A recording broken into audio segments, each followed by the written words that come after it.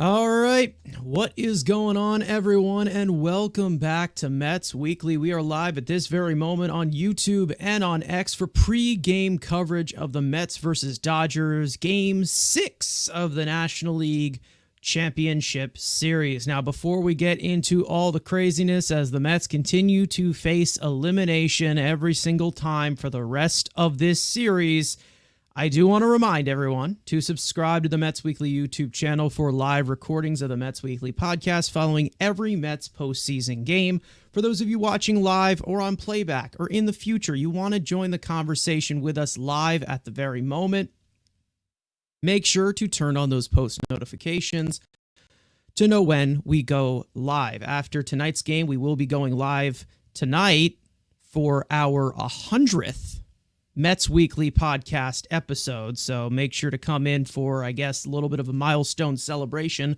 Hopefully it is good news that we have regarding that show, but we don't know yet. But for those of you in the live chat right now, I want to let you know we love reading your comments, your questions, your concerns, all that good stuff regarding this team. And if you feel like you're being ignored, you're not being ignored. You're just being starred throughout the show, and we'll try to pull up as many comments as we can to keep the flow of the conversation going. Also, remember to follow Mets Weekly on X and on TikTok, where we just wrapped up. Actually, we didn't just wrap up. It's been a while, to be honest. Frank's post-game thoughts after every Mets regular season game. We are far into the postseason now. It was titled the Mets Frankly Postgame. We will be sure to have some content out there during the offseason. But for now, as for our audio listeners, make sure to follow us on your favorite listening platforms to not miss the audio version of new podcast episodes that go up at 9 a.m. the following day that these are recorded. Now, without further ado, let's get into this pre-game show. And before I even in regards to talking anything about this, I do want to address something real quick. I do want to give a formal apology about what happened during Game 5 2 days ago. My computer decided to just say, I don't want to work anymore. And the entire system decided I don't want to turn on. So I had to pretty much get every single one of my files, move them over to one of my old computers, and we're back here. There was a little bit of a scare as to if this could go on. I was questioning whether we would be able to do anything for the rest of this postseason, but we are here. We are surviving, just like the Mets did last game, forcing a Game 6 back in LA. So hopefully we should be good. If you guys think I sound different, look different at any point, that means I'm just using a different system. If I'm lagging, let me know. I'll be sure to try and fix it. But as of right now, let's just get into this show. We're moving on, of course. Big milestone to pass tonight after the game for our podcast. But before we get into that, let's get to the pre-podcast of this one. That being, of course, Game 6. And Frank, you had to fill in for me solo for Game 5. So the atmosphere was a little bit different here. It was a little bit different of a show. What is your impression going into Game 6 right now? There's a lot on the line, but we've seen this team fight back a lot. So it's there for the taking if they want it. On paper, Game 5 is the game that was a lot tougher than Game 6. So I felt that if they could win Game 5, I do actually like their chances in Game 6. We kind of had a little bit of a preview of Game 6 in Game 2 when you had Manaea going up against the bullpen, and the Mets won that game 7-3.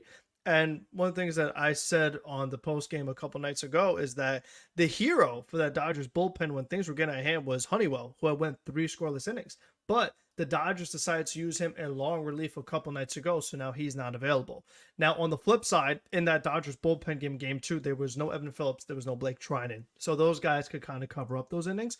But overall, I felt that the Mets do have a good shot here. You know, they are going to be going against Michael Kopech, who did not pitch in that other game, in the Game 2 for that bullpen. So it's going to be a little different. But overall, you do like the Mets' chances much better against the Dodgers bullpen than maybe some of their other starting pitchers. And obviously, if we could hand select a Mets pitcher to make the start tonight, it is Sean Manaea. He was great in LA in Game 2. He's back in LA again, and he's been really good all postseason. So he's definitely the guy that I'd want to take the ball, the guy I have the most confidence in. So he's going to have to deliver yet another gem for this Mets team. Yeah, and there's definitely a ride of in these 7 game series, it's kind of been the custom of that where you're going to be seeing pitchers more than once in these series. And we already saw Jack Flaherty twice.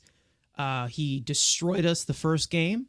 Game 5, it was the exact opposite. The Mets absolutely destroyed him. So there could be a little bit of a nerve-wracking sense of Sean Manaea pitched very well in Game 2. Maybe the Dodgers make some adjustments. So we'll see how the Mets handle this. And the second go around, of course, because sometimes it works out differently. And then sometimes you get 2 back-to-back great starts that you could get from Sean Manaea, which I believe that if he does and the Mets end up winning this series, I do believe that he would be the NLCS MVP. I think that it's like undisputed. But, you know, there's some other guys that you can put in there, but I think that Sean Manaea has pretty much put his hat in the ring for that. But a lot has to happen for that to happen first. You know, in the next 48 hours, it's definitely going to be some nervous watching for Mets fans as of right now. But how I feel at this current moment, I am not really, I haven't been stressing about Game 6, you know, ever since Game 5 ended. I really have been in that mindset of, I would be bummed if they do end up losing, but to me, with that game 5, with how they have been getting blown out in this series, the way that they were losing, it was just a little bit, you know, it was disheartening. It was tough to see them just go out like that, and for them to fight back the way that they did. You know, it was great to see them. I'm really impressed with this team's ability, no matter how down they are, at least they put up a fight. And that's what I really do admire about this Mets team, because we have not seen something like that in the past. I don't know about you, but this team has fight in them. Whether they go down tonight, go down tomorrow, or they go to the World Series, this team, they fight back. And that is something hopefully they install here as the culture for a long time, under somebody like Carlos Mendoza, who has definitely been a leader in that sense, along with a lot of other guys in that clubhouse. What do you think about that, you know, last game in Citi Field? They've been fighting all year. I mean, we talked about it before, but the Mets were in a really bad spot at the end of May after the Dodgers series at Citi Field. So right after that happened, and then obviously you go all different things, players meeting, Iglesias call up, Grimace first pitch, all the things that happened, and then the Mets got on a roll, and they were able to fight their way into the playoffs, and it came to the very end. It came to the last day of the season, basically game 162, and almost like a game 163 with having a double header while everyone else has an off day. So you had to fight there. You go into a short Brewer series, tired, traveling, you were in elimination. I mean, you were right there, 9th inning, you're down against Devin Williams, you fight to get back in there. The Phillies series, I mean, there was for the most part good moments, but here in this Dodgers series, like you said, it's one thing to lose those couple of games at home, lose game 3, lose game 4, and if it was just that the Dodgers pitched a great game, or just that their offense was going off, but you were also scoring runs, it was more so the blowout fashion. You know, it was more so like just being down double digits, where it's like just way out of, just, it's gone. Like, I mean, they are just running away with it. Everybody's having fun except you. You have to put in your pitchers and make guys like Tyler McGill and all those other guys like the sacrificial lamb, and just having them go out there and get beat because you basically have just given up. You're like, we're not going to win this game. We just have to kind of save our arms for the next one. So it definitely was very disheartening. And when you put yourself in a 3-1 hole, those are hard to get out of. So, you know, you did the first part and getting game 5. Now you're up to game 6. And again, I do like the Mets' chances tonight. You do that. Now you're set for game 7, and it could go either way with the way it's been for these pitchers. I mean, Severino's had his struggles, and, you know, we'll see what happens, what version we get of Buehler, because what I do find encouraging if the Mets get to game 7 is, like, we're so happy with Jack Flaherty, the difference in game 1 to game 5. They really need the same thing to happen with Buehler, where, like, it is not that same performance. So I think that's kind of what encouraged me, was that, again, like, you were down 3-1, Flaherty shut you down in game 1. So for them to really bounce back and look like a totally different ball club, that definitely was a big thing for me. Yeah, absolutely. I mean, when it comes to something like game 7, I feel like the adjustments are going to be easily even made as compared to what happened with Flaherty, because like I said in that game 4, he pitched game 4, correct? Game 3, I have no clue. Which one was it? Yeah, Sevy was game 3. Yeah, so Sevy was game 3, and Bueller was game 3 as well. So it's game a rematch. 3. Yeah. Yeah. Okay. So Bueller pitched game 3. When he was pitching in game 3, Bueller pitched like shit in that game.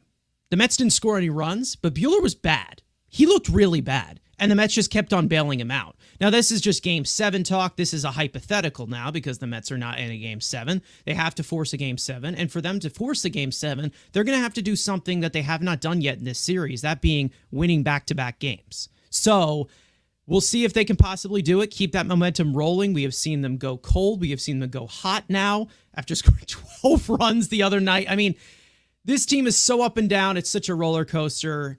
Is it a fun roller coaster looking back? I'm sure. But when you're in the moment of it, whew, it is tough. Let's just say that. We saw Pete Alonso say, this is who we are with our backs against the wall. This is how we play. And yeah, that's pretty much how they are, basically giving the entire fan base a heart attack and swooping in the last moment to save the day. So hopefully they can do it again, because they're going to have to work some magic in these next 2 games because they have not been able to win back-to-back games yet. When it comes to some of you guys in the chat, though, good to see you guys back in here. Lane saying, let's go Mets. Christopher, one of our loyal viewers, saying, good evening, gentlemen. Good evening to you. Daniel coming in as well. Will White saying, you guys were too young to have seen the 86 Mets. They were a beast.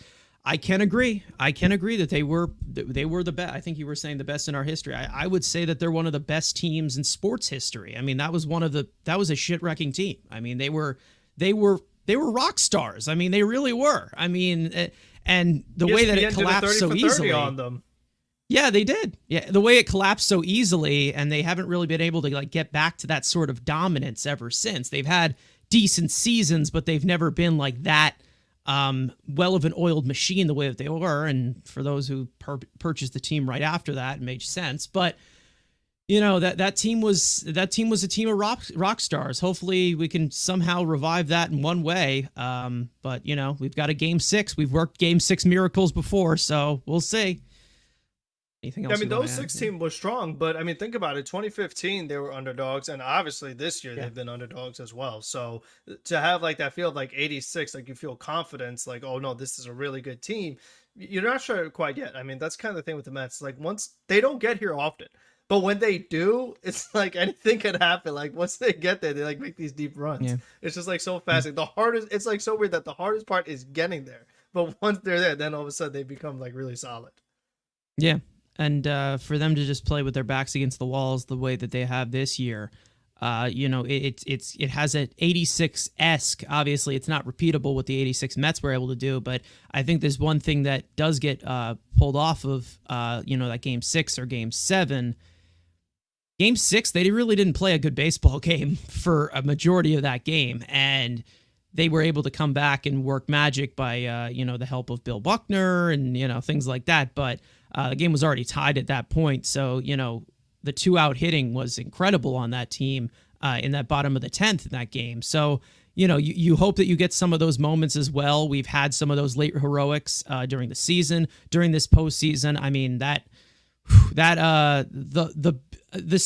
thing that I still can't believe was happening, that the home run in Milwaukee by Pete Alonso, which was just, I mean, it was remarkable. I mean, they were backs against the wall. I mean, completely. So, hopefully they can continue this story. And again, at the end of the day, the Dodgers are still the better team. And, if they end up dropping this game or dropping tomorrow, I feel like it still seems like a success as compared to what the expectations were. Still will be upset, and I'm sure there's going to be some reactionary stuff. I'm sure there would be some Dodger fans coming in here to talk shit, which they earned if they win. But when it comes to this team, I think they're in a really good spot now. No matter what happens, this is all just icing on the cake. And right now, it'll sting a little bit, let's just say, if we were to drop here and if we were to go back on there. But, things are looking up. Let's just say that. We are in good hands right now, let's just say, in this front office to keep this going and have this be a yearly occurrence. Now, out of all the sappiness of this great Mets team, let's actually get into the technical stuff. And I do want to talk about something that we really haven't done as for the formula, but I just want to talk about it in terms of performance, because I feel like this needs to go noticed, because it finally became the wake-up call, it seems like, for this front office, or for maybe Carlos Mendoza, or maybe for Mets fans who probably knew this all along, to be honest. Jesse Winker, okay? Let me just say for a second, first of all, it makes absolutely no sense against a Dodgers team that has one lefty on their entire active pitching staff why Jesse Winker has not started every single one of the 5 games. JD Martinez, I know, has the postseason experience, but he stinks now. I think it's already been established now that he stinks, and I'm sure that he will go to another team next year and be amazing. But right now, at this current moment, he stinks, and he's been an absolute liability in the middle of that lineup, and he looks like shit.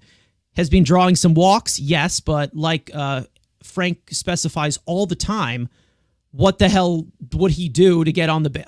I mean, what is he going to do for us? I mean, and his base running has costed us a few plays in this postseason. Let's not forget him running on contact or running on a force or whatever, and he's like 10 feet away from the plate when we were, what was that, game 4 against the Phillies or something? That was the clinching game. Yeah, it was the Phillies. And us with the bases loaded just completely collapsing. I mean, it's time, it's time it's probably time to walk off into the sunset if you're JD Martinez. But as for Jesse Winker, I want to talk about some actual numbers and performance, because even though we haven't seen him in the lineup every single day, the impact has actually been far more impressive as compared to the guys who are actually playing every day, because Winker may be a platoon bat at this current moment against right-handed pitching, but for him to just come out of nowhere with all these off days in stride in these postseason situations, I mean, it's kind of what you expect for Winker, because he's one of those, postseason dogs or whatever you want to call it.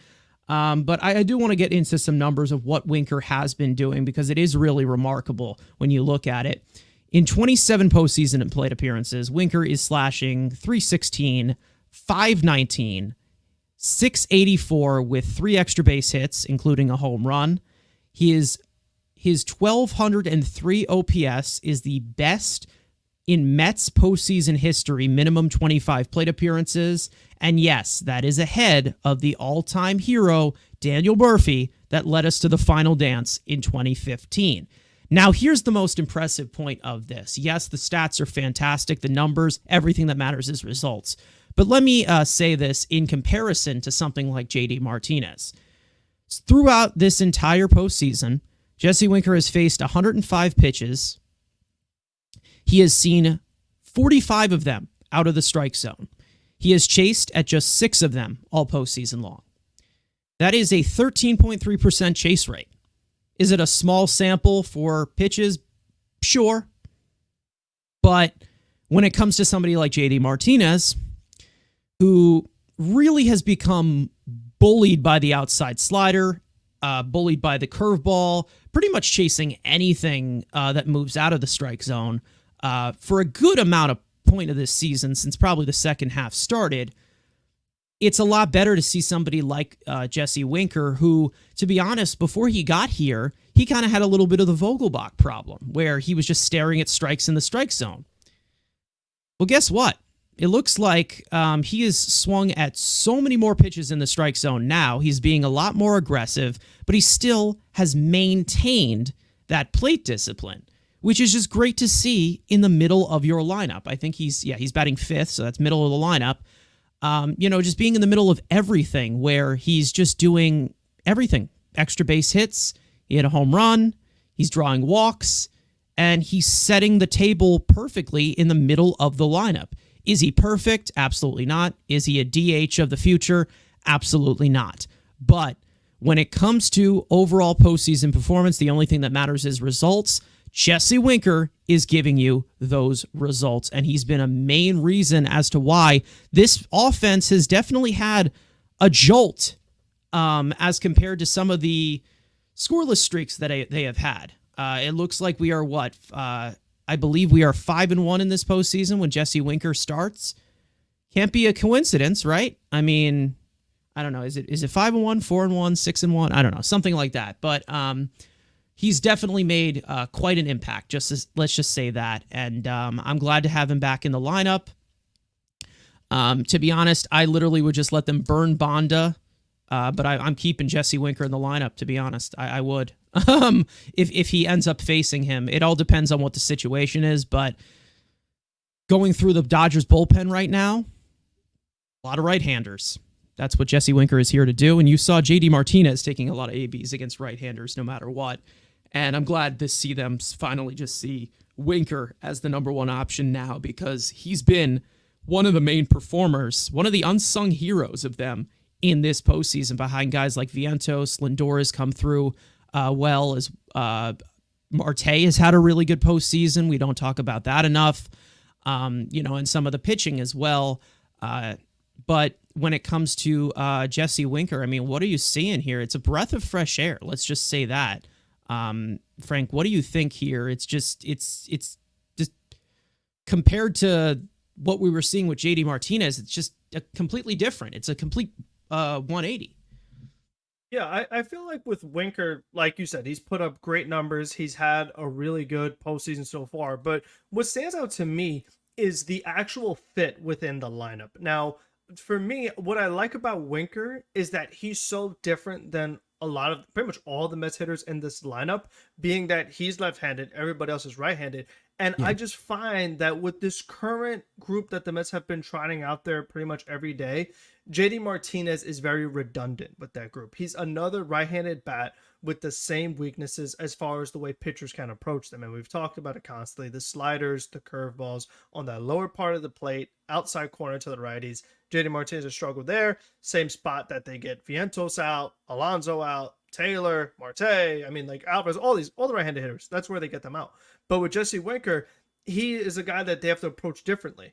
And for this Mets team, the problem, like with the Bueller game, the Yamamoto, Flaherty, all this stuff, has been the chasing. There has been so much chase at these breaking balls, and really, they're bailing out the pitchers because the pitchers are putting guys on base. They're giving you these opportunities to really do some damage, and then they throw it in the dirt, and these guys are swinging at it. With Jesse Winker, he's a much more patient hitter, has much better discipline, and is not chasing those pitches. So he is allowing himself to wait for his pitch and then put a good swing into it. I mean, even the pinch hit at bat that he had a couple of nights ago in Citi Field, I thought it was a grand slam off the bat, and he was coming in as a pinch hitter, and we were like, I tell you what, if he hit that, it would have been like even more like right in your face, like this guy needs to start, not JD Martinez. So he's been great, and it's huge considering that he was a trade deadline acquisition, and we talk so much about like how we felt about the deadline. Could you have done more? Maybe. But overall, to get a guy like Winker, who is now batting right after P. Alonso,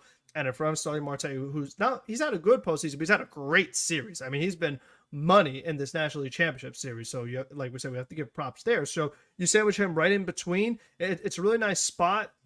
Now that you have McNeil in there as well, now all of a sudden, it's like you got three lefties, plus Lindor's a switch hitter. So all of a sudden, it's slowly becoming a little more of a balanced attack. And I just find that, like you mentioned, and Winker's not the fleetest of foot, but with guys like JD Martinez, Mark Vientos, Pete Alonso all in the same lineup, man, you need some big swings to move those guys around the bases. You know, I mean, we've seen Jesse Winker, obviously the big play in Milwaukee with a bad back. He's flying from second to home, diving in head first. Yep. He just gives you a little bit more on the base paths as well as a nice little bonus because with some of these guys, it is just really hard to move them station to station. I forget. I don't know that type of lanky and tall guy who used to play in the Mets division who like would hustle, but he wasn't the fastest, but he would always hustle and he would just be such a pain in the ass. I forget who he was, but there's been like a bunch of those. Yeah, I think it was a Marlin. I don't know. Probably. He wasn't very fast, but he would like hustle things. I don't know. I'm thinking maybe could be him. No, he was a left-handed bat. Oh, it's left hand bat. Okay, the Marlins. Okay. Yeah. Interesting. It'll come to me. But when it comes to a guy like Jesse Winker, what you said with like the overall base running, the guy will hustle when he needs to hustle. Like he's actually going to try. He's actually going to give you that attempt. it's pretty much prerequisite whenever you see somebody like JD Martinez, somebody like even Pete Alonso or Mark Vientos. When they hit the ball on the ground, they're not going to beat that thing out. We've seen some infield hits from both of them, but they've all really come as outliers. But when it's a routine ground ball, I mean, you're not going to see these guys hustle the way that they do. But when it comes to somebody like Jesse Winker, when he sees a pitch that he can pull, he's going to pull that pitch. He's not going to, he makes the decision on the fly, which I really do like in terms of that. In terms of with Jesse Winker, because I do really like that. You never find a guy like Jesse Winker up there guessing what's coming. You never see him guessing. He always makes those decisions on the fly. And,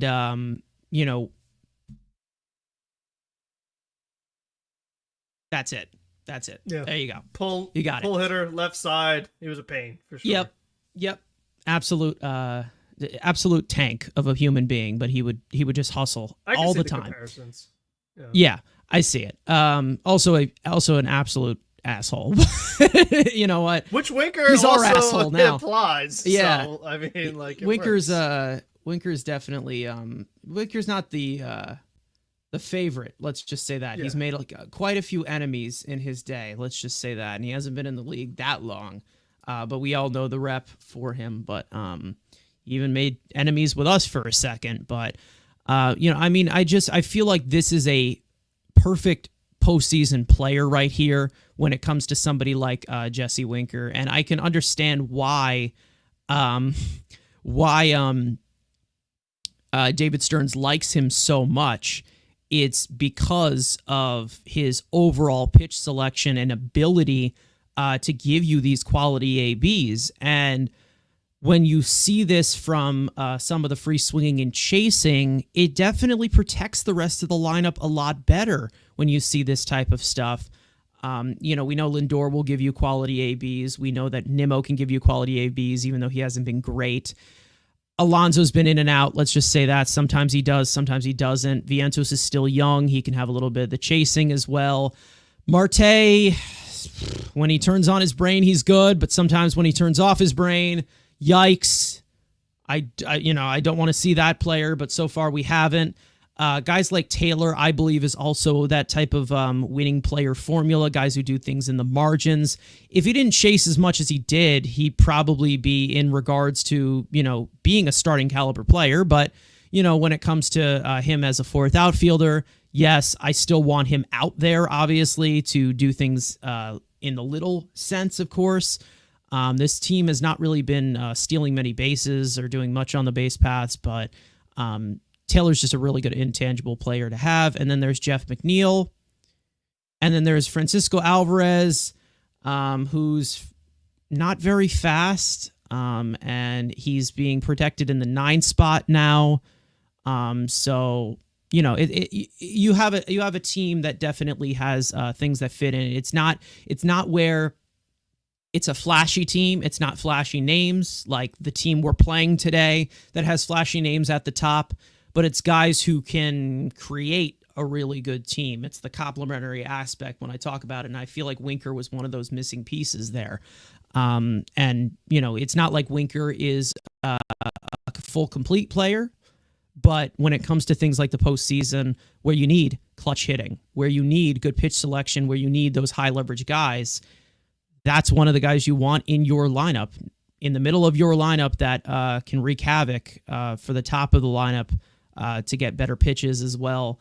And then also just the breath of fresh air as compared to the J.D. Davises and the Dom Smiths and the Daniel Vogelbachs, the Darren Ruffs, and even the second half of J.D. Martinez. To be honest, he has been a liability. He really has.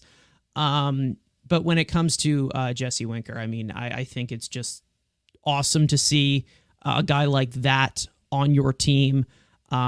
Just adding to this group of 26 dorks who somehow have found themselves in the National League Championship Series, just back-to-back wins away from the final dance to meet that would meet their crosstown rivals who also so congratulations to the Yankees. I know everybody would love to congratulate them in this Mets chat, but let's move on. Of course, I do want to talk about some of the bullpen as well, because we did get some news in regards to Senga last time, that he will be available out of the bullpen. And Carlos Mendoza did say before our stream just started, when it comes to Kodai Senga, he said, we're going to have to get 27 outs today. We're going to have to get 27 outs tomorrow if we do play.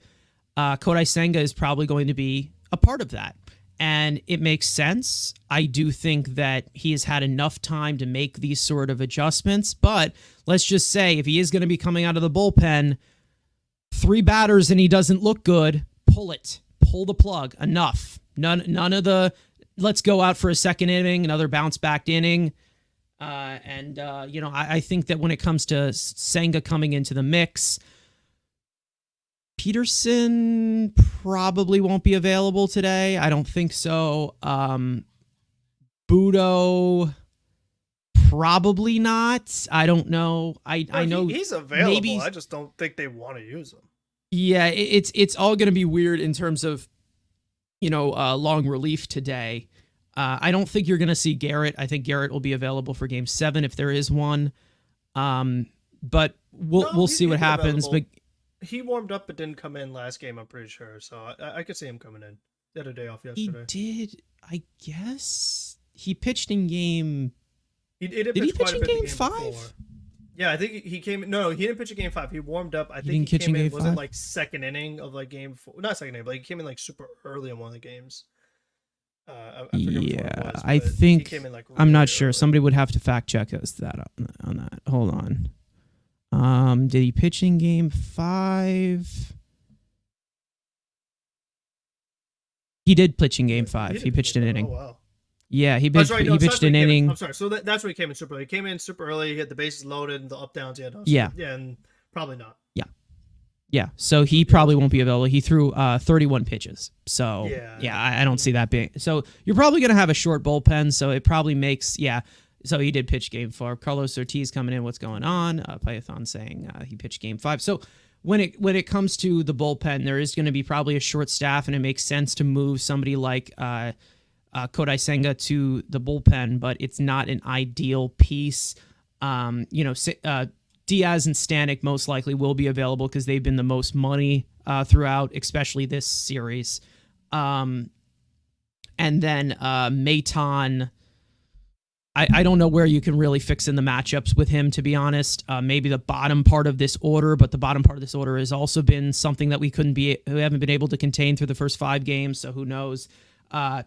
McGill, again, like I said, we're never going to see him again personally. Maybe you do see Danny Young for a matchup or 2, but he also was worked to death in game 4. So I don't know. Jim Arari, I don't know if I said that right, but he's saying, is this Dodgers home court? Yes, it is on the Dodgers home field for game 6 and possibly a game 7. They did 3 games in a row, which were game 3, 4, and 5 at Citi Field. Just to not travel like 4 different times. That's how they do it now. 2, 3, 2. So when it comes to a lot of these different combinations that they can put in here, they are a little bit limited. They are expecting to get at least 6 innings from Sean Manaea, maybe possibly even 7. They are relying on a lot here.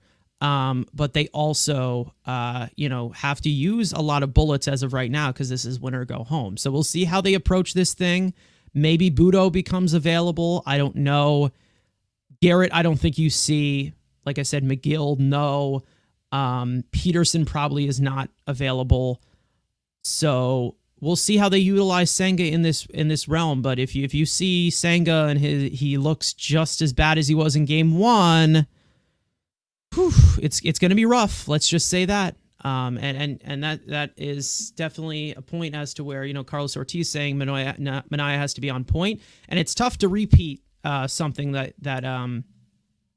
Manaea did in game 2, where he was rolling, but then there was some things that he had to work out. So hopefully there's some want to improve, let's just say that, from that game 2 start. But when it comes to other matchups, I think that Diaz and Stanek, I feel like, are just they're here for the long haul. They're going to be 6 or 7. It doesn't matter whether they're overworked or not. I mean, it seems like they're just the most reliable they're going to go to, and they also had the day off yesterday. Maton is probably going to be bottom of the lineup type of guy. I don't know how they kind of sort this thing out, but I don't think they're going to have as many guys available today as you'd expect after an off day. I don't know if that's the feeling that you get. Yeah, I mean, with how deep Peterson went the game, or lack thereof, I mean, they needed to use quite a bit of arms, and like you said, get a lot of length out of these guys. Diaz going 2 innings. They had Stanek out there. You had to use Riguera, like we said, for quite a bit. So one of the things that I'm looking at is that, like, that Sean Manaea start was just very weird because he was on a roll. And then you talked about, like, once again, the walks kind of got him in trouble, where that pitch count got elevated because he was on a roll. Pitch count was low. You're like, okay, you're going to get a decent amount of volume out of him. Then all of a sudden the walks started happening, and then the defense behind him fell apart, and now he had to come out the game after only 5. So he only went 5 in that last start, despite how good it felt like he pitched. But you feel like this time, if the infield behind him catches the ball, so this time you have McNeil out there instead of Iglesias, but that was just a weird bounce, so it's not so much a defensive thing there. P. Alonso ball goes under his glove, that could happen at any time. Vientos almost had a misplay, that could happen at any time. So you had just a lot of things going wrong. But I feel like this time around, like I keep saying with Manaea, he just has to be more aggressive. He gets these guys out. I mean, especially in the top half of the order. He had Ohtani looking foolish. Like, he doesn't need to walk anybody. I mean, he's proven it by now that he's good enough that, and especially like you said, you have a game the very next day. We can't be trying to be cute and conservative, and 4 walks is just unacceptable. We cannot be doing that. He needs to be much more aggressive tonight, and especially if he's on a roll, keep it going.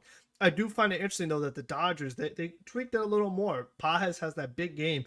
He gets bumped up to 7 in the order after his multi-homers. And Will Smith, with his continued kind of scuffling, he moves down to 8. So they've kind of been mixing around. But once again, like I've said before, if you see Chris Taylor in that lineup, batting 9th, you must attack him in front of that top half. Chris Taylor, like I said, been one of the worst hitters in all of baseball. You've got to be aggressive there.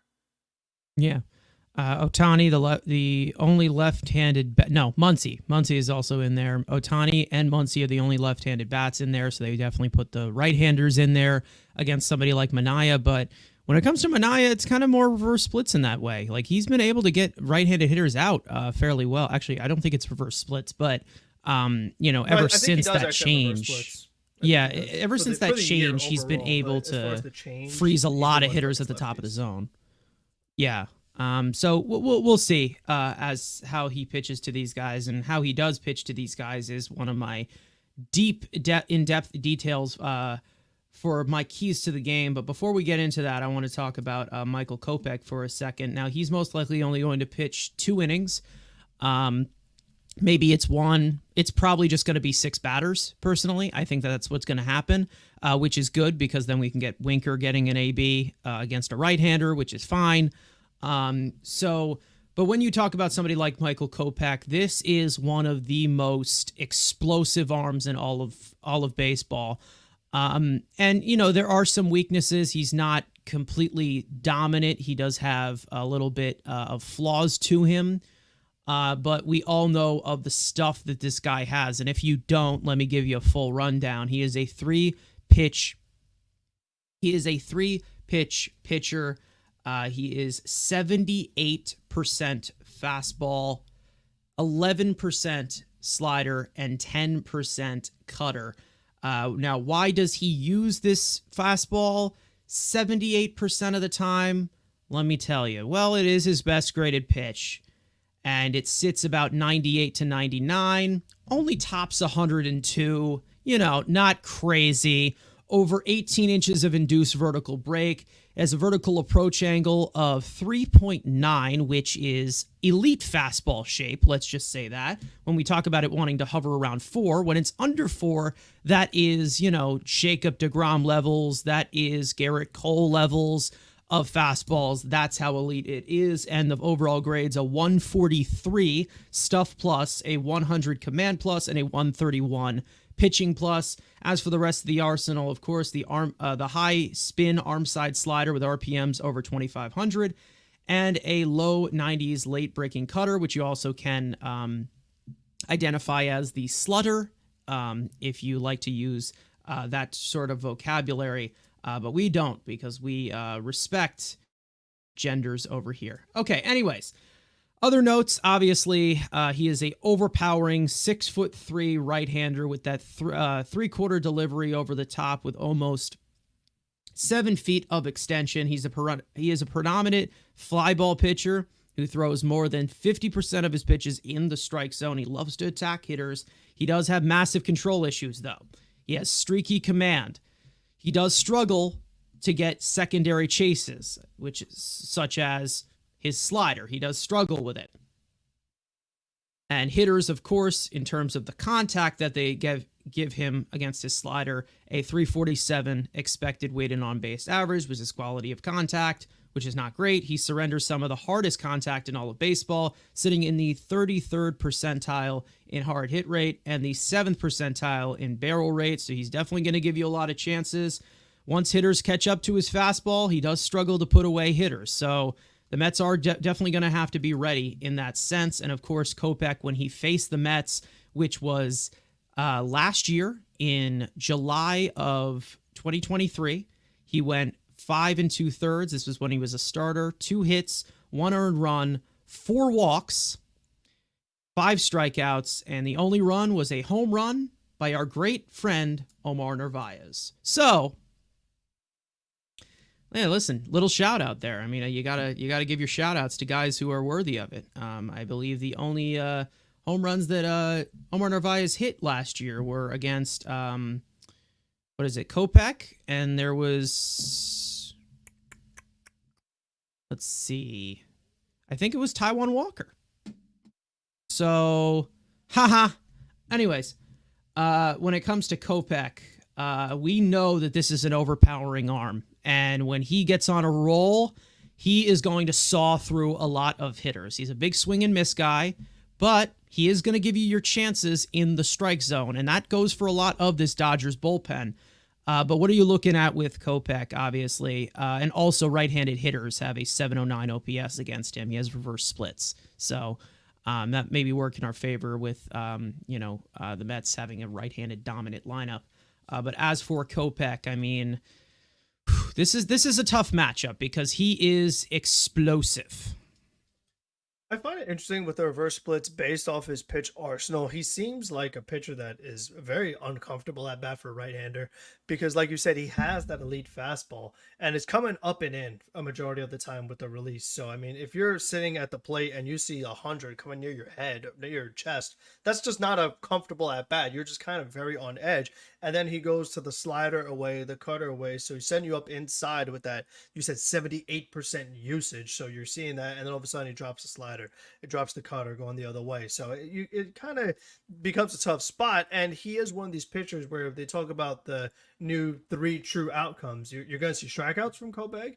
You may see some walks, but you also, like you said, see some hard contact. So like you also mentioned, you have to kind of hope that maybe he hangs a slider, maybe he hangs a cutter, and you could just try to do damage there. Or maybe, again, let him beat himself as far as if he's going to have his walk problems, let that happen. Now, the 2-inning thing I find very fascinating. The last time Michael Kopech pitched 2 innings in a game was in April while he was still with the White Sox. Now, recently, he has had an inning and 2/3 outings, so it's literally 1 batter away from 2 outs. But overall, it's just not something that he's done a lot of, even though he used to be a starter, to keep that arm fresh. Like I said, yeah. Yeah. Like I said, it's probably going to be 6 batters. Like, no matter what the inning is. Yeah. So it could still end up being like inning and 2/3 or something like that. But overall, like, lucky he's not a starter anymore because it would be a tough day at the office for a lot of these Mets hitters.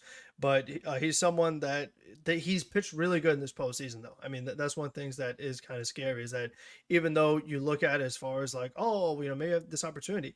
He walked 2 batters in his first game against the Padres. He hasn't walked a batter since, even though in the regular season he did have those walk issues. And so far in this postseason, he's given up 1 hit. He's yet to give up a single run.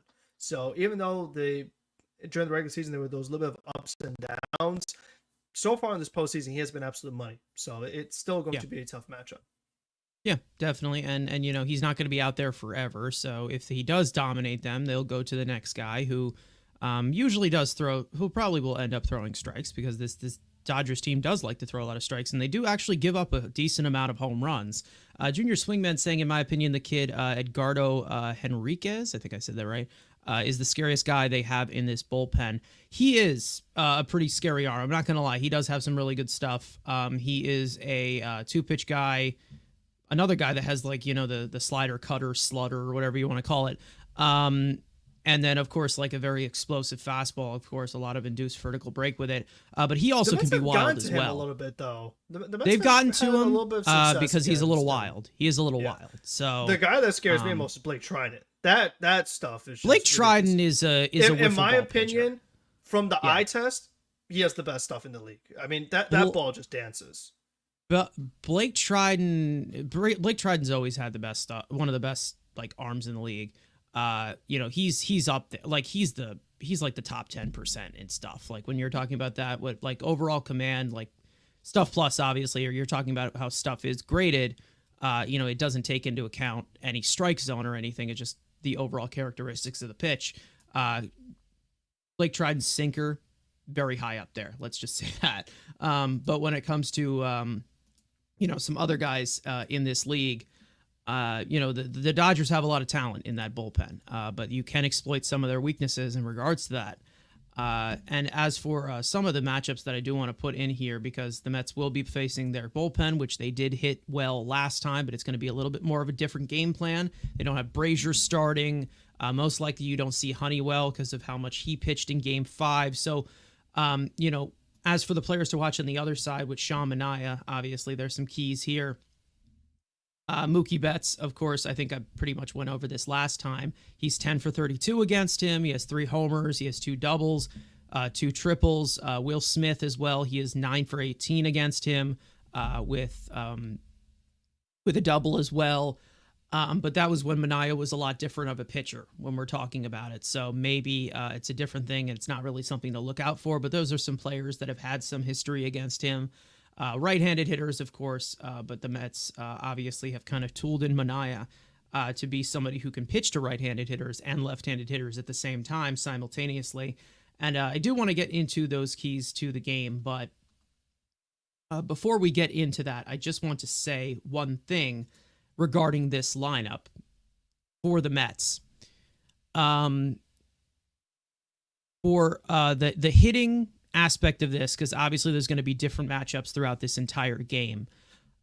So when I look at this game, I think that this is in terms of what, let's just say, the Dodgers bullpen specializes in a majority. I think this is the game that Brandon Nimmo needs to break out and needs to be a main contributor here. And I know that Nimmo has been somewhat good. He played his ass off in that, what was it, that game 4 or whatever. I mean, he I know he can't really walk that well right now, but as terms of his bat, I'm going to need to see some extra base hits tonight. I'm going to need to see him, be the vintage Brandon Nimmo, because I do think that when it comes to the overall weaknesses of how these Dodger pitchers get outs in their bullpen, I think it favors Brandon Nimmo. It could favor Jesse Winker as a left-handed hitter, but he's a little bit different to Nimmo in that sense. Nimmo is a little bit more strung heavy in terms of when he makes contact with the baseball. Jesse Winker's a little bit more fluid with his swing. I feel like there's not really much that Nimmo can't keep up with against a lot of these relievers. I don't know if there's anybody else that you're looking at in this lineup. Just as for the usual, I know obviously for the usual suspects, But the rest of this lineup, definitely some other players to watch because there's going to be a lot of matchups here. So I can't really just say, oh, well, these guys are good against Michael Kopech when he's going to just face like 6 or 7 batters. So, throughout here, you're just going to have to kind of guess with these matchups. What are you looking at with this lineup tonight? Yeah, they've been kind of going back and forth. I think Nemo, he's been 2, he's been 3, he's been 4. So they've really been just moving around all over the order. And again, I'm not like, it'd be great if you had a breakout game. So that'd be wonderful. That'd be a huge key. But I think overall, I'm just not expecting much with the foot. It is causing some discomfort. He just doesn't look quite the same up there at the plate. But like Christopher makes a great point here. Hopefully Marte stays hot. I mean, that definitely would be a big key, batting right after Alonso and Winker. And then having McNeil batting 8th, we've talked about like all the guys that Alvarez has left on base in that 9 spot. So having McNeil right in front of him, he got those sac flies. He could have had more sac flies. He had a deep fly out. So I am curious to see like if he comes up with some men on, how he approaches that, because at least he is putting the ball in play. Whereas with a lot of these Met hitters, been a lot of strikeouts, double plays. So at least with McNeil, even if he hasn't gotten a hit yet, he still is getting those productive at bats of whether it's moving the runners over or knocking them in. I'm kind of curious to see how that goes now that he is getting another start in that 8 hole. So that's definitely one that I'm watching as well. But, obviously the big guys like we talk about, if you could get more big swings out of Lindor, Vientos, Alonso, any of that combo, that's going to go a long way. And hopefully Alvarez could build up his big game the last game, because he got a few hits. So if he can keep, like I said, if any of those things happen or multiple of those things happen, they're in really good shape. But then on the flip side, when you look at the Dodgers, obviously Edman and Muncy have been ridiculous this series. They've been phenomenal. So trying to limit them, as always, is a key. But then Kike, we know he's been good in the postseason. Pai has had the big game, so does he build on it? So, and then with Teoscar, he struggled. I still feel like he's bound to break out of it at some point. I can't see it going on too much longer. They've kind of got lucky in that regard. And then obviously with Ohtani, with his matchup with Manaea, how good Manaea did against him last time. Hopefully he could do that again. Yeah, obviously. MEZ is calling for all of their heads here, saying that Nimmo needs to break out. He's saying all of them need to break out. I'm just talking about the current situation, like the way that this matches up against this Dodgers bullpen. I think that this is poised the best for Brandon Nimmo to take the initiative from the 2 spot. So we'll see again. But I've been seeing a lot of quality ABs from Brandon Nimmo, so I'm somewhat believe that he's on the verge of getting a hold of one or giving us some extra base hits and being the Brandon Nimmo that we know. Even though he is a little incapacitated as of right now with his foot, the type of Brandon Nimmo that gets on base multiple times throughout the game, no matter who he's facing, whether it's a lefty or a righty, multiple walks, an extra base hit, maybe there's a homer in there. I would like to see something of that with Brandon Nimmo, and we all know how good he has been with runners in scoring position all year, no matter how his struggles have been. The situational hitting, hopefully that continues as a main catalyst, batting second as well. Junior Swingman saying Edman has been unbelievable in these playoffs. Yep, absolutely. It's always the last guy that you expected, and I am ready to say goodbye to Tommy Edman. I don't want to see him ever again, but if we can break them, if we can take them out, we're going to have to see them for the next 48 hours. But I would like to see if they were to win this in a game 7, because they're going to have to. If they do, I want to see Tommy Edman crying. That's it. That's all I want, because he pisses me off. I don't like him. He is my least favorite player of all time now. He's at the bottom of the list now, even behind James McCann. All right, let's not get that far. Okay, anyways. As for my keys to the game, let's get into this. We pretty much have hinted a lot of this stuff, but it's more of just in general of the overall matchups of how we look at it for Game 6. Now, this top one I'm going to go with for a guy like Sean Manaea. Number 1 is so easy for something that we say to Sean Manaea all the goddamn time. Trust your stuff. Sean Manaea has been great all postseason long, and although the Dodgers have the chance to adjust to him this time around, his deception and pitch shape still makes him unpredictable. In Game 2, Manaea held the Dodgers' big 4 of Ohtani, Betts, Freeman, and Hernandez to a combined 0 for 7 with 4 strikeouts. Now, what kept him from an all-time dominant postseason performance? You guessed it, the walks. 3 out of 4 of them have been 3 out of 4 of those walks were against this big four. Although he does get an average amount of chases, a majority of his success has come from pounding the strike zone with his new arm slot. Command the zone like he did in Game 2, and there will be no A swings from this Dodgers offense. Challenge them until they are completely, and you are completely, out of bullets. Number 2, that being pest control. Outside of that big four, the rest of the Dodgers lineup has also been a pain in the ass throughout this series. Max Muncy is 5 for 13 with 2 homers and 9 RBIs. Tommy Edman is 9 for 22 with 2 doubles and 7 RBIs. Kike Hernandez is 6 for 20 with a home run. If you're Sean Manaea and the rest of the Mets pitching staff as well, you need to prevent these 3 hot hitters from setting up that dangerous top of the order. Now, how do you do that? Well, the splits are pretty straightforward. Tommy Edman has struggled against secondary breaking balls, specifically the sweeper from both sides of the plate. Manaea's sweeper is his best graded pitch out of his entire arsenal.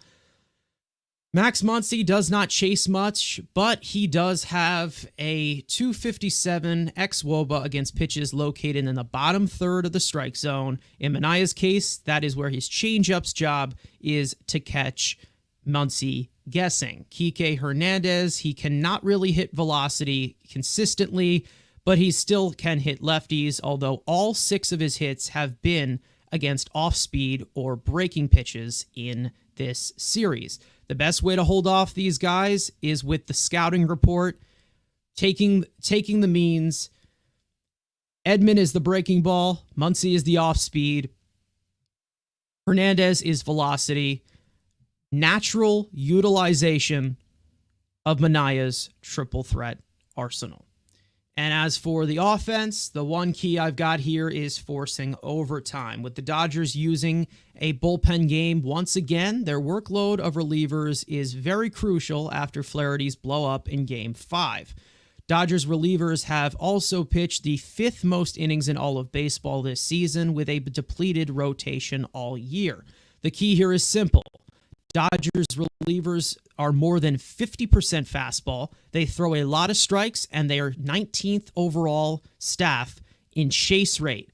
Work counts, wear them down, and take advantage of their struggles to expand the zone. Make a tired Dodgers bullpen even more tired. Make them use every bullet imaginable, so there will be no fresh arms for a hypothetical Game 7. So those are my keys right there. Basically, for the entire game, it's better to really kind of spread it out considering we are facing a bullpen game. But this is pretty much based off what we've seen all series. Manaea trusting his stuff. That was definitely what kept him from going deep into the game in Game 2. Pest control, obviously, when it comes to exposing the weaknesses of guys who have been good in this series, such as Muncy, Edman, and Hernandez. Let's not forget Andy Pages, who you also could put in there, who had a huge game in Game 5. And then forcing overtime, of course, wearing down the even more tired, that is even more depleted. Because let's not forget, when Dave Roberts talked about it, they were playing this in the short game. They were hoping to get this series done, but they didn't realize that this team fights back the way that they do. And we're in a Game 6 now, and he's going to be taxed for arms in Game 7 if we win this game. So that's going to be one of the main important things. As for the Dodger pitching staff, the Mets hitting is going to need to drive up pitch counts and tire people out. Frank, what do you think about some of these keys going into this? Yeah.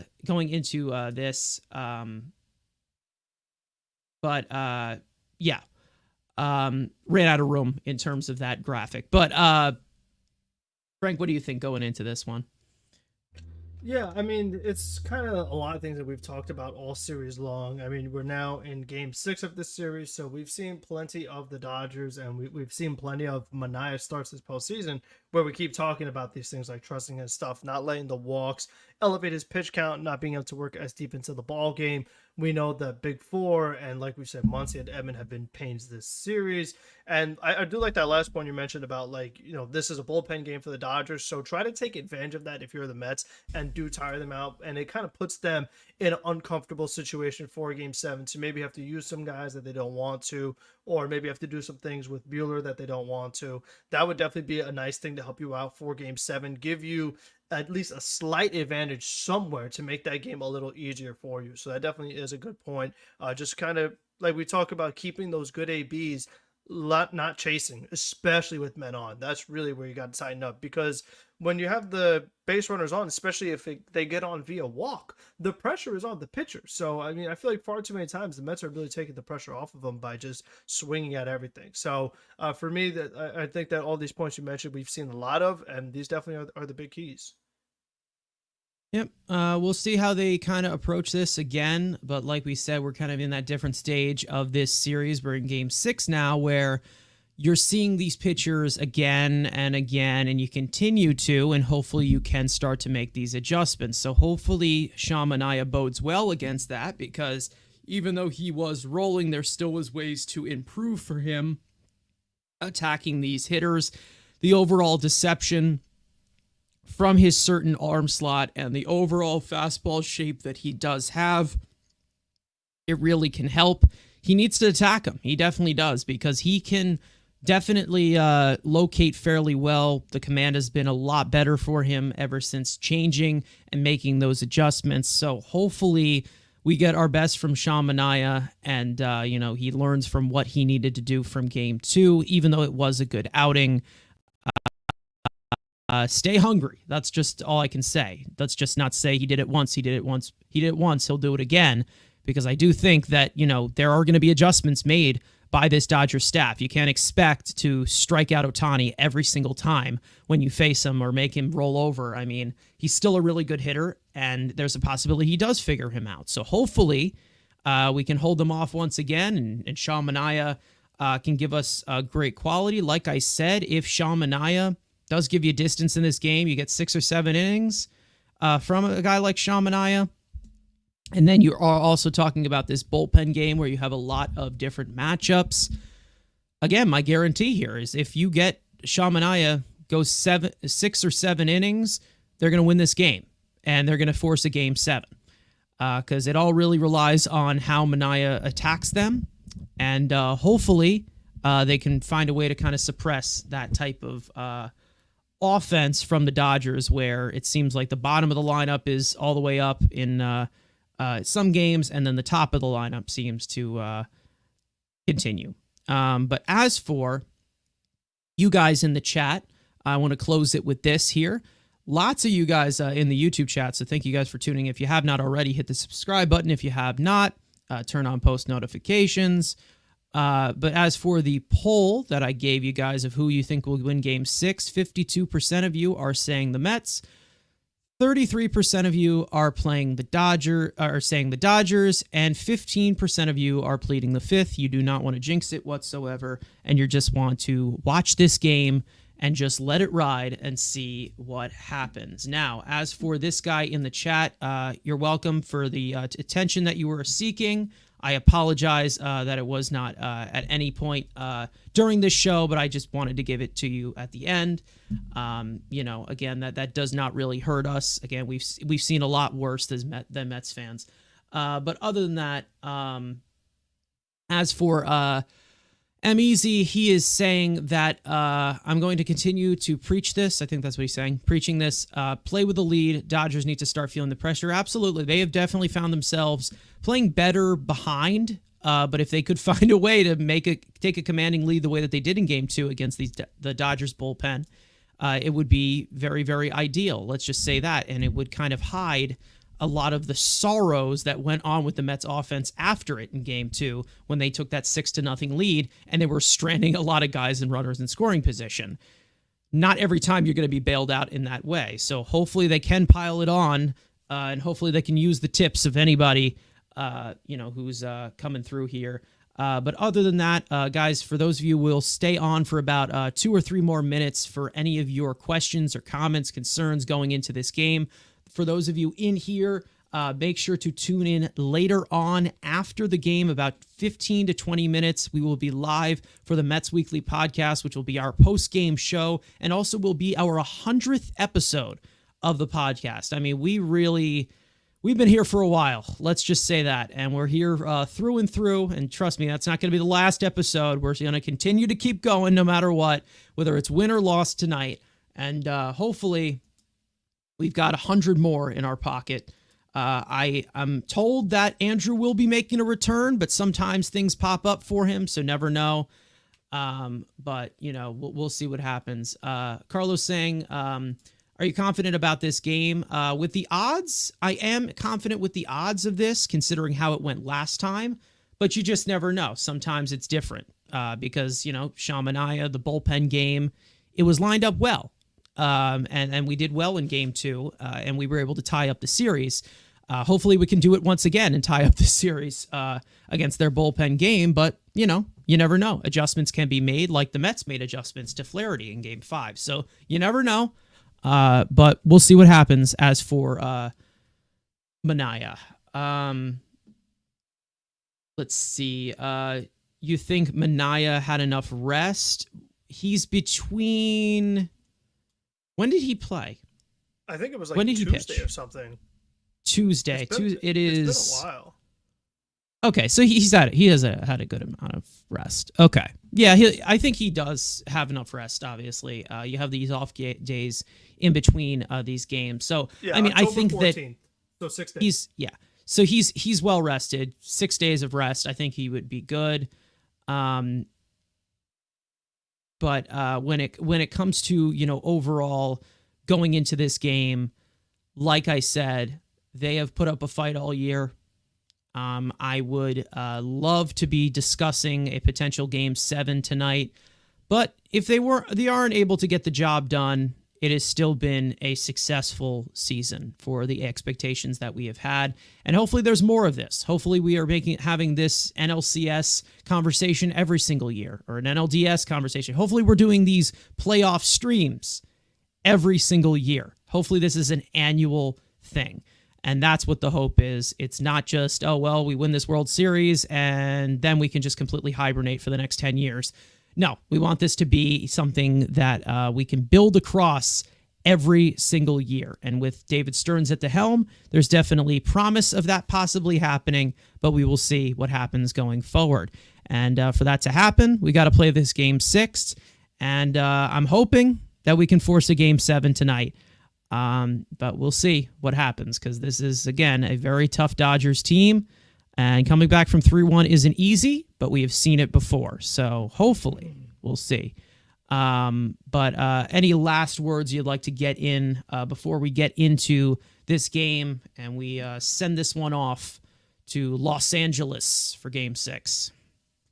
Yeah, I mean, please win. I mean, we want Game 7. Awesome. I mean, please, this. Like we talked about before, but you're lucky to kind of be having a bullpen game here, honestly. I mean, for the Dodgers, like we talked about, if Todd Glasnow was healthy or Clayton Kershaw was healthy, you wouldn't be getting this golden opportunity in Game 6, especially. So take advantage of that. You have got to win this game. You have to, obviously to stay alive, but this is a winnable game. It really is, especially considering how good this Dodgers team is. Yeah. Absolutely. Junior Swingman saying congrats on 100th episode. We haven't gotten there yet. Just saying, I haven't gotten there yet. But all I can say, at the end of the day, we've done more than 100 streams. Let's just say that we've done more than 100 shows, more than 100 videos. We've done a lot. But the official podcast, this will be our 100th episode, which I am excited for. But hopefully we have a Game 7 to talk about when that happens. And if they end up getting eliminated, it'll be our final goodbye to the season. And also it'll get emotionally and sappy, and, we will cry ourselves to sleep, of course. Just win, baby, Al Davis. I'm a Raiders fan, so that works for me. That's a good motto, even though the team at this current moment is not winning and just lost, which I'm actually happy with, to just see them just tank it all the way and just refresh it all. But enough about the Raiders. This is about the Mets. But for those of you in here, make sure to hit the subscribe button if you have not already. There's a lot in the YouTube chat. Thank you guys for coming through. Hit the like button if you have not already. Really helps us out for the algorithm as well. Make sure to follow us on Twitter, TikTok for other content over there on TikTok during the off season coming up. Our listening platforms, of course, every single 9 a.m. the following day, they go up for those of you who enjoy audio. And then, of course, our post-game show after tonight's game. Stay tuned for that, which will be about 15 to 20 minutes after the last pitch of Game 6. Guys, we've got our backs against the wall once again for Game 6. We had our backs against the wall for Game 5. They won. Let's see if we can keep it going. Let's see if they can win back-to-back games for the first time in this series. So hopefully we can finish this one out tomorrow in a Game 7. But you never know what is going to happen. So here goes nothing. Mets versus Dodgers, Game 6. We'll let you guys take a breather before that, and we're going to hop off here. Guys, enjoy the game. Let's go Mets, and we will see you guys next.